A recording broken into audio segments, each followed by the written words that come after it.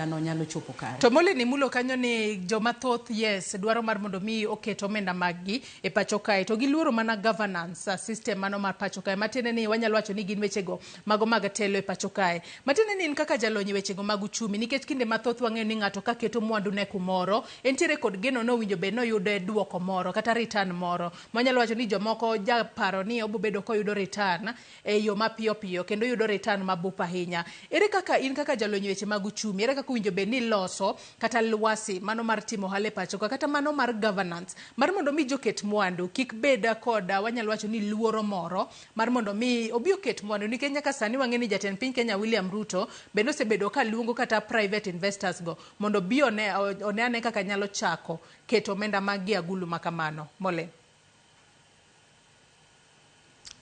Aparo ni kawachako Joyce gima nyaka watim ahinya en ni nitiere gimiluongo ni trust deficit. Nyiso ni japiny mar Kenya ok osebedo kod adieri ni pesa mar pinywa itiyo godo maber. Koro mondo mi kik wachak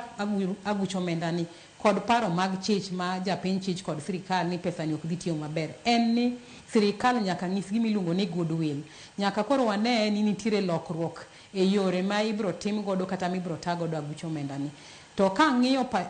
paro mar chik ma nyopedhe od bura nyoro an kod gik moko ariyo ma paro ni gin gik ma concern.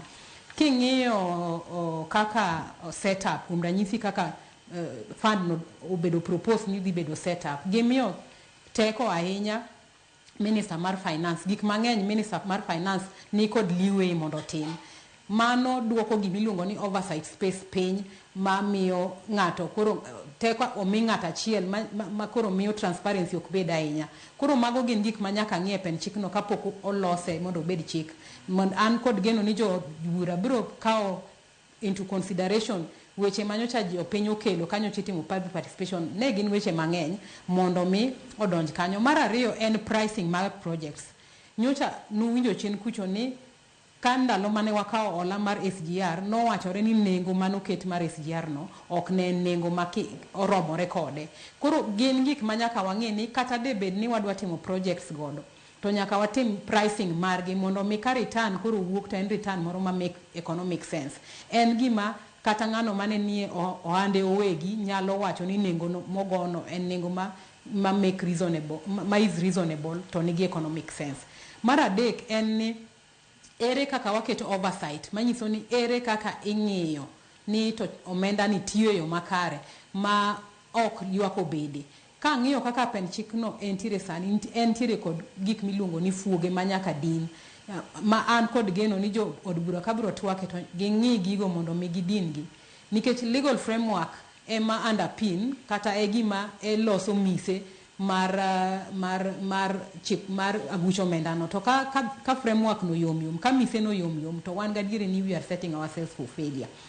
Mar adek en ni omenda no nyaka lose within the public finance management framework mar en chik mar pen chik mar Kenya moseketi mag tayo weche mag pesa mag tiyo gi pesa e pinywa mar Kenya ka nitiere bugo kata nitiere gik moko mok tudre kare to kelo chandruok to governance mar the fund e gimoro achiel ma nyaka wa fix ma ka ok wa fix to we are setting ourselves for failure. Kanyo itimo public participation kuonde mang'eny manyo jogo manyo tayo weche mag public participation nyo winjo ka jopiny wacho ni walura ni kan moro pesa kudhi tiyo makare and then ere kaka idhi yier projects mago gin weche manyo wuok sama nyo itimo public participation ji penjore ni to ere kaka wadhi identify projects mabedo funded koselos agulu ni gin projects manie sirikande mag gwenge kende mag sirikal mamalo kende koso wanyalo yude nyaka dongruok moko mikelo ne sirikande mag gwenge. Ere kaka idhi yiergi mono county moro kikne kasa mitimo mag sirikande mag gwenge counties owinje ni giyudo pesa equitable share or equality samitimo yiero mag projects nikech